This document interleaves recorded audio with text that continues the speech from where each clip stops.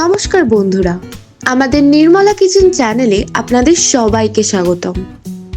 চলে এসেছি আরও একটা নতুন রেসিপির সঙ্গে। আজকে আমরা বানাতে চলেছি ভুনা চিকেন কারি। এটা বানানোর জন্য প্রথমে আমরা 300 গ্রাম মতো চিকেন নিয়ে ভালো করে ধুয়ে তার মধ্যে 2 চামচ পাতিলেবুর রস আর 1.5 চামচ আদা রসুন বাটা আর কিছুটা সাদা তেল দিয়ে ভালো করে ম্যারিনেট করে প্রায় 30 মিনিট মতো রেখে দেব।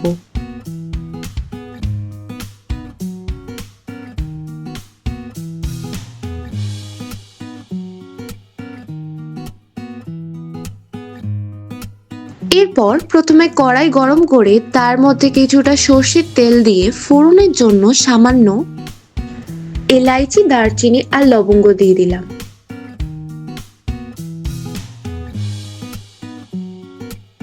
ফোড়ন হয়ে এলে তার মধ্যে দুটো কেটে রাখা পেঁয়াজ কুচি,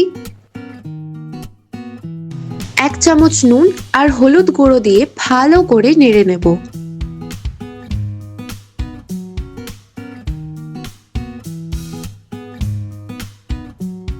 এরপর পেঁয়াজটা কিছুটা ভাজা ভাজা হয়ে এলে তার মধ্যে 1 চামচ আদা রসুন বাটা দিয়ে তার মধ্যে 3 থেকে 4টে চেরা কাঁচা লঙ্কা আর একটা কেটে রাখা টমেটো কুচি দিয়ে আবারও ভালো করে নাড়িয়ে চাড়িয়ে নেব।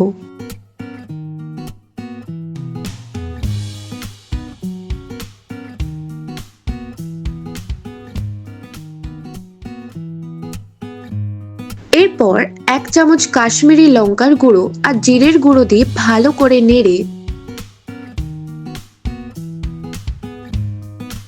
তার মধ্যে ম্যারিনেট করে রাখা চিকেনটা দিয়ে আবারও ভালো করে নেড়ে চেড়ে নেব যাতে ভালো করে মশলাটা মিশে যায়।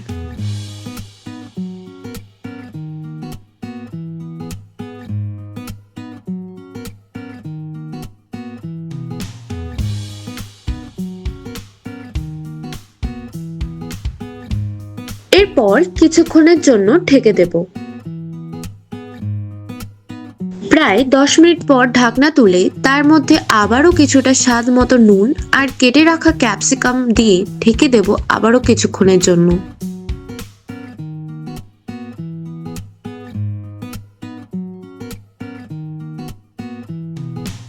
এরপর প্রায় 10 মিনিট পর ঢাকনা তুলে সামান্য কিছুটা জল দিয়ে কিছুক্ষণের জন্য ফুটিয়ে নেব।